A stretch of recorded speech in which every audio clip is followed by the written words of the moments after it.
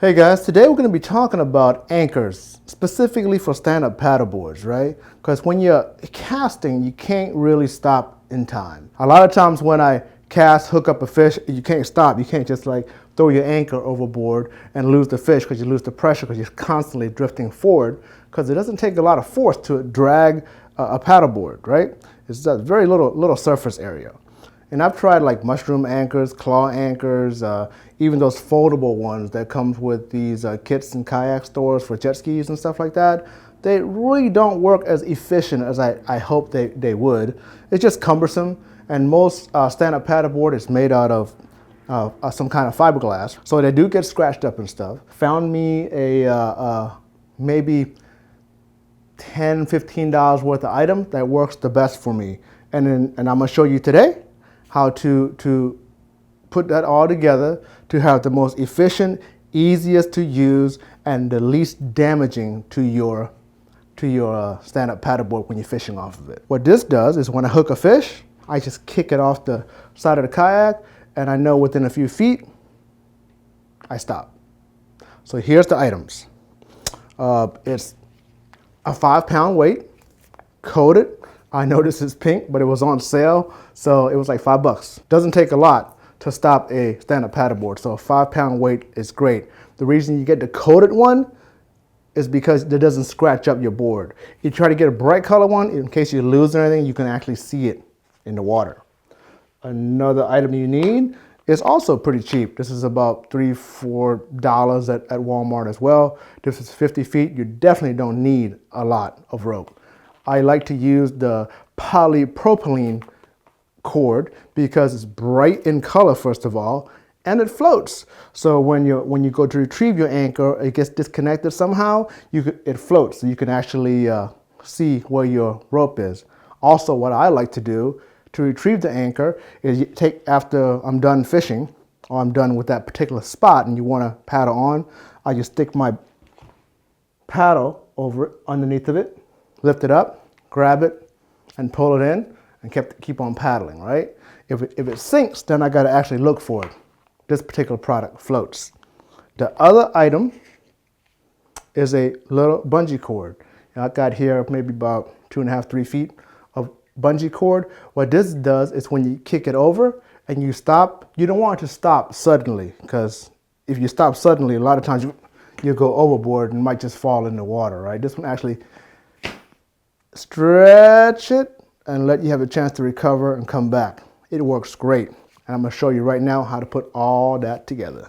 This is a 1/4-inch polypropylene. It floats, so you can grab it when it's in the water if you're not come untied, and you can see it, and it's easy to put your paddle underneath of it and pull it up and grab the anchor rope when you're done. What I like to do is take out about 6 to 8 feet of water, because I'm only fishing about 2, 3 feet of water. So the deeper water you fish, the longer the rope you want it to be. So I'm gonna take out about 6 feet of water, and 6 feet of rope. There we go. I'll cut this up. What I like to do also is use a lighter to make the end a little scored there. That way it doesn't come unravel on me.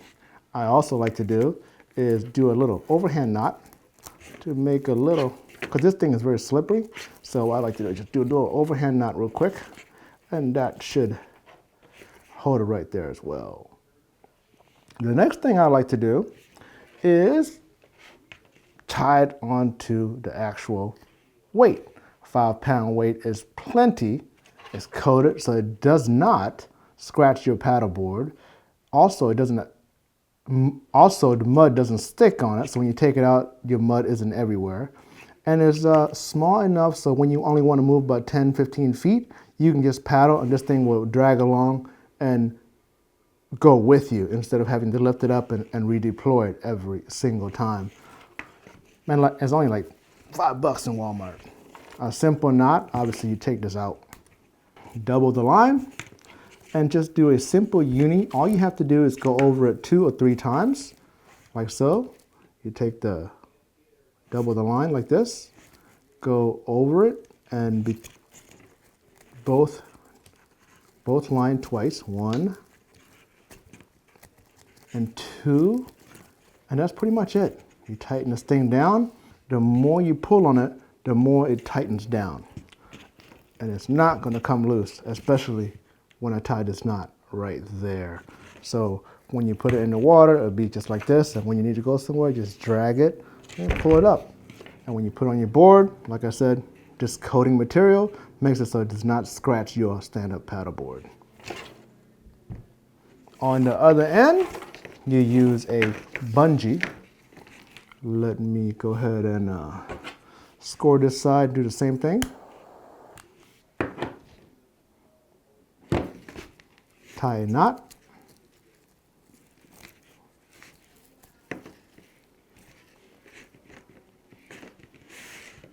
As far as the bungee goes, I do the same thing to both sides.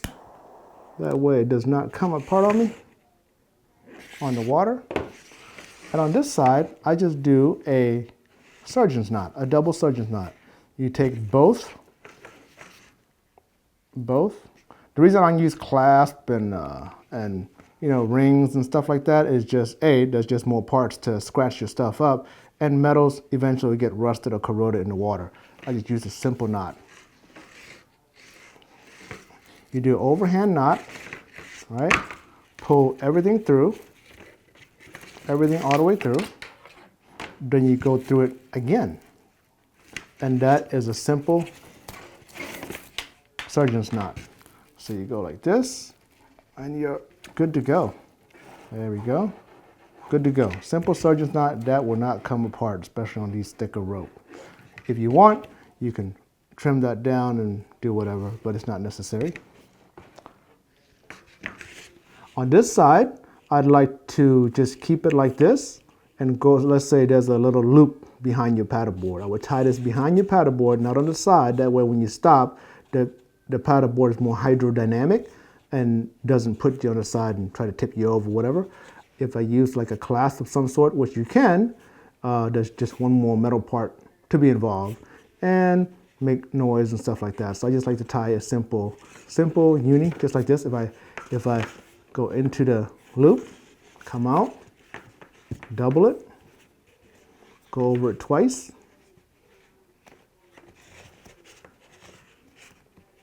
like so, and that will go right down into your loop and stay on your paddleboard. And this bungee protects you from a sudden stop. It'll stretch out and bring you right back. This way, you give you a little bit of leeway and won't knock you on your paddleboard when it stops all of a sudden. There you go.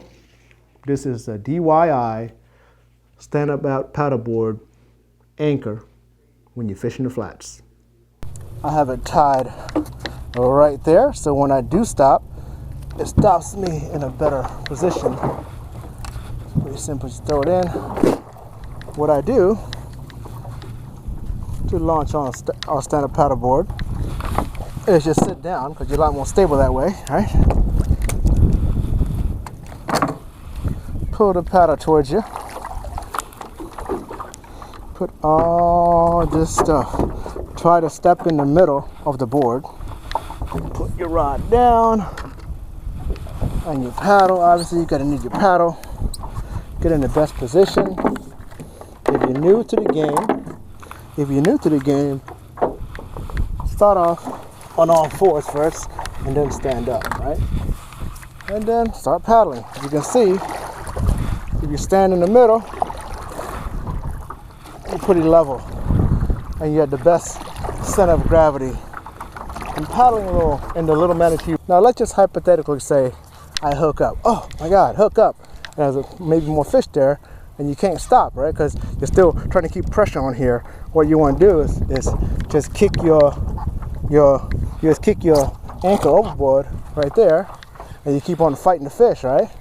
Keep on fighting the fish, or you get to a spot where you want to stop.